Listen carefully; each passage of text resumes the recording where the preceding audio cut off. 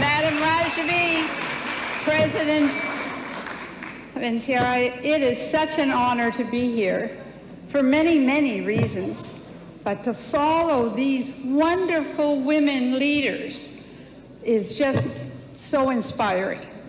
And a part of what we're here today is to inspire each other and inspire all the women of the world to stand up and be counted. Stand up and support those wonderful Iranian women that are in Iran, that are putting their lives every day, as we see on the streets. Whether they're school children or they're adults, they're standing up with the courage that is remarkable. I would have never imagined a year ago, or when I was in Ashraf 3 last summer, that all of what has happened would bring us to where we are today. Celebrating International Women's Day here, focusing on the women of all of the world, because there's a lot of oppressed women in various capacities and so on. And we are very focused today on giving courage to all of the Iranian women that continue to be part of this. Madam Rajavi and the thousands of women in Ashraf 3 that continue to work for freedom and for democracy. The IRGC is nothing short of a terrorist organization, but we have parts of the world that don't recognize that.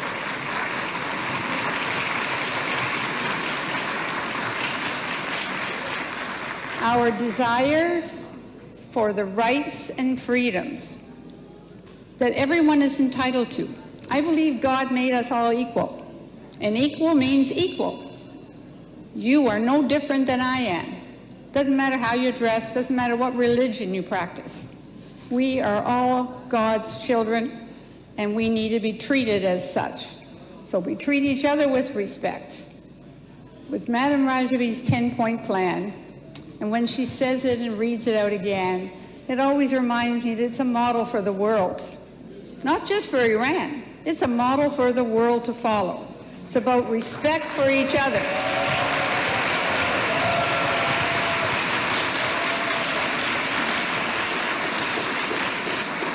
Let me tell you, I am joined today by a former colleague, Candice Bergen, who will be speaking shortly. And in Canada, there are rallies in the streets and rallies in the parks, and the flags are all there, and the traffic is blocked on lots of Sunday afternoons. It's happening.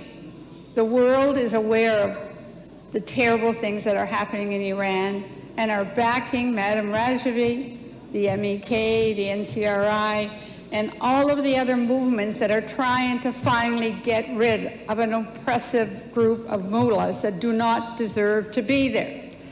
So we're very close to that. I hope and dream and pray that next International Women's Day, we'll be celebrating with Madam Rajavi in Iran with freedom.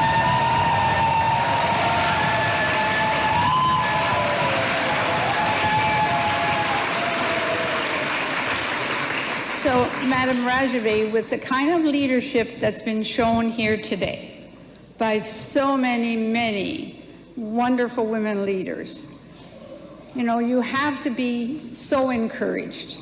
And I hope that in whatever way you can transmit these messages to our women in Iran and our men who are also doing a job as well.